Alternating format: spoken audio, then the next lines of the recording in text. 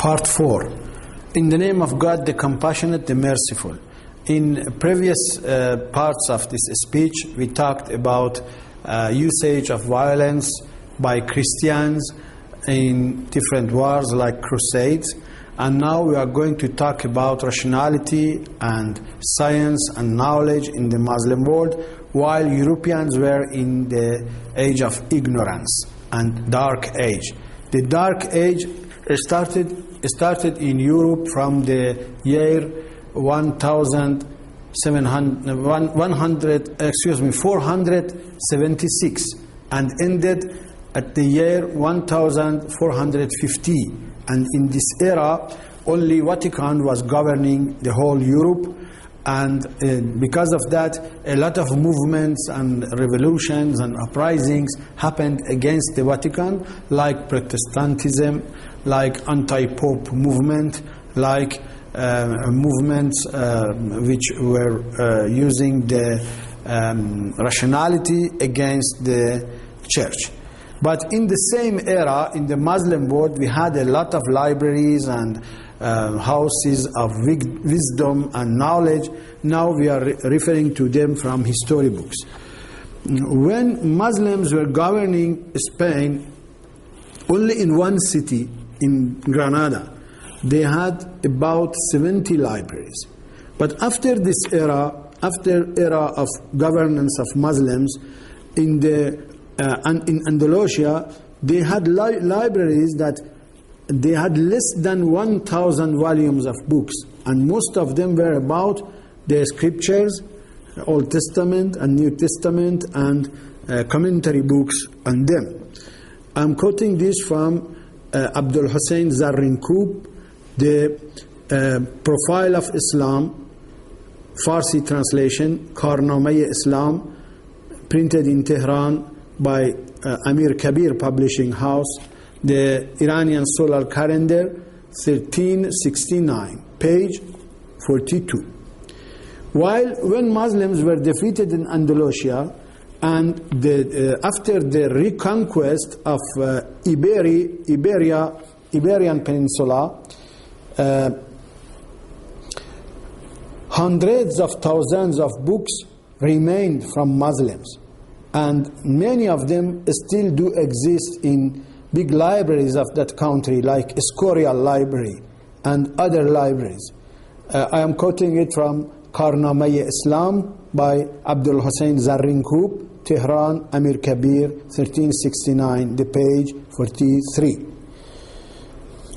One of the most important libraries in the Muslim world in that era was the famous library which was called Baytul Hikmah, House of Wisdom.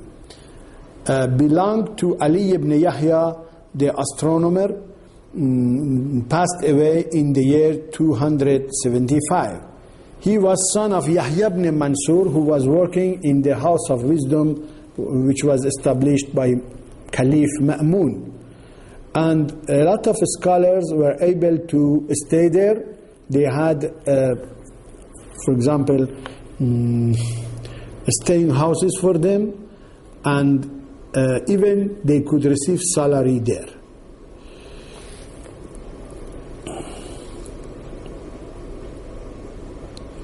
Houses of wisdom, not only they were libraries that scholars were coming to them, but even they had some private libraries, like what we find in Darul Qura, which belonged to Muhammad ibn Nawfal.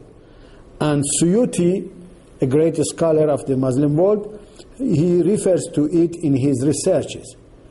As a resource, you can refer to this book, فرهنگ ایرانی پیش از اسلام و آثار آن در تمدن اسلامی و ادبیات عربی, in Persian, compiled by Muhammad Muhammadi by University of Tehran Publishing House, without date of publication, the page 302. Suyuti continues in his researches to refer to this place. Even you can look at the book of his Suyuti, Jalaluddin Suyuti, his book, his work, Husnul Muhawara, volume 2, the page 185. Also, at the beginning of the 4th century Islamic calendar, a lot of public libraries emerged in the Muslim world, and a lot of houses of knowledge were emerged in this time. The first one of them was the House of Knowledge by Fatimids, which was a copy of Bayt al-Hikmah, House of Wisdom, in Cairo. This institution was established in the year 395 by one of the famous caliphs of Fatimids, which was called Al-Hakim bi Amrillah. It was established in Cairo, and also they were teaching mathematics and natural sciences in it. And this library had more than 1 million volumes of books. The resource is this: Dhuhr al-Islam by Ahmad Amin, Cairo, An-Nahda Printing House.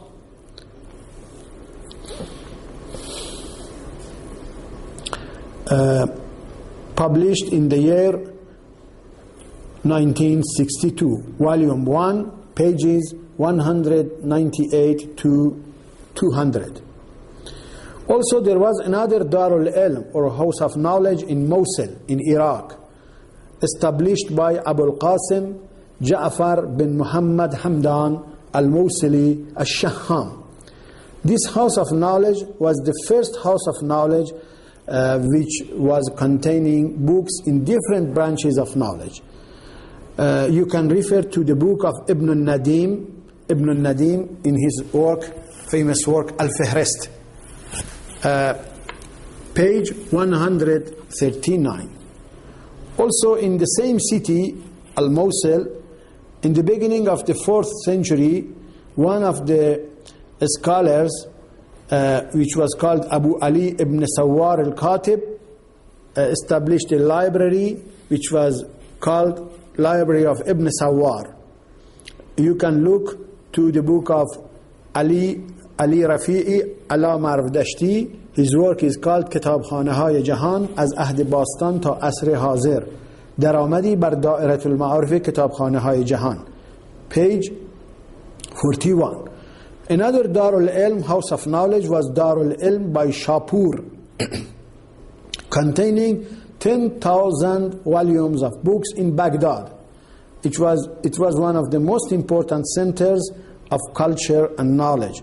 Shapur, who became several times Wazir of Baha'u'd-Dawla from Al Buwayhids, also was a secretary. He had a complex, cultural complex, that was receiving scholars there. Look at the book of Kazem Mudir Shanachi, the page 100. Also, there was another House of Knowledge in Bayt al-Maqdis in Jerusalem, established by Al-Hakim. Also, Darul Ilm in Najaf, city of Najaf in Iraq, established by Muhammad bin Hussein Sharif al-Radhi, who was living between the years 395 to 406. Also, you can refer as a resource to Dairatul Ma'arif al-Tashayyu, Encyclopedia of Shiism, under supervision of Ahmad Sadr Hajsid Javadi, published by Darul Ilm, Tehran, 1378, Iranian Solar Calendar, volume number 7, under the entry Darul Ilm Sharif Radhi.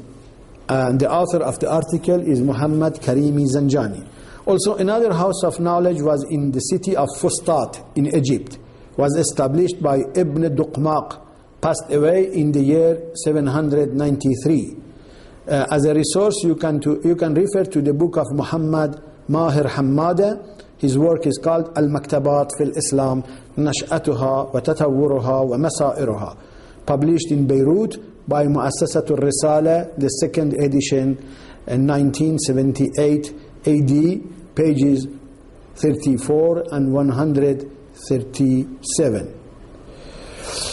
Also, another House of Knowledge was established by Ibn Abil Baqa.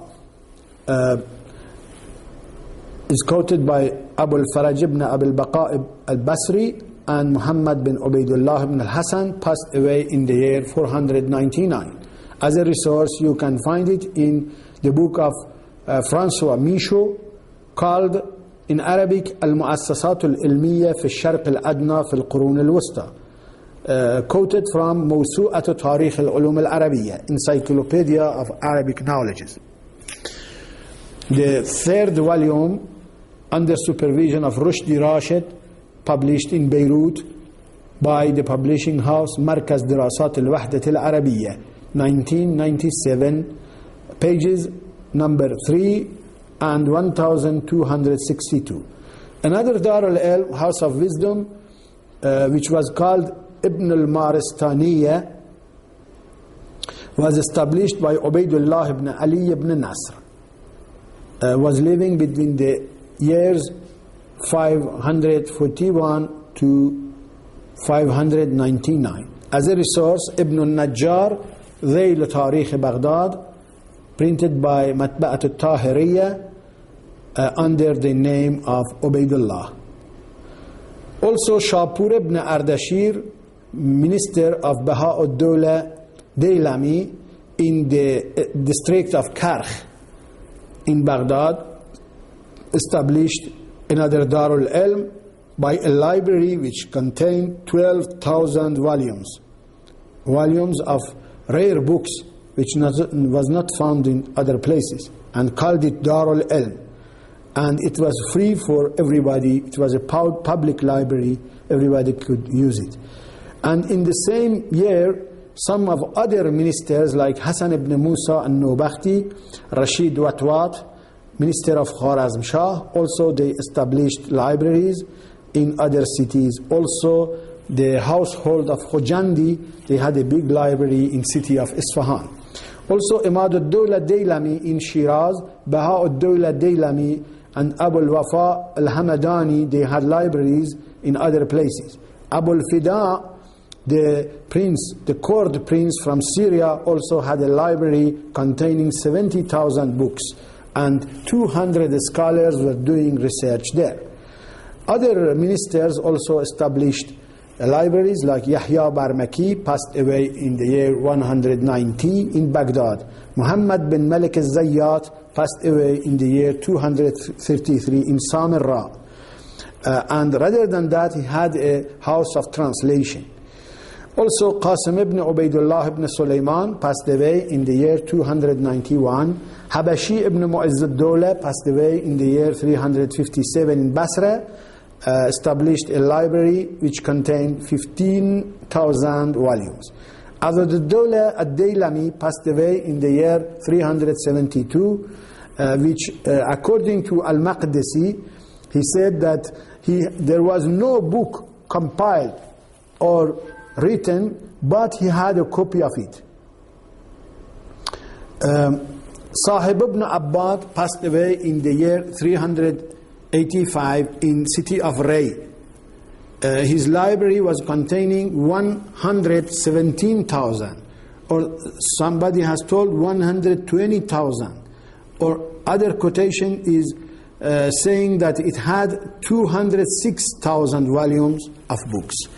As a resource, Kazem Mudir Shanachi, the former resource, pages 7 and 84. Yusuf al-Osh, his book translated public libraries and semi-public libraries in Middle Age in Transoxania, Syria and Egypt. Thank you very much for listening and attendance.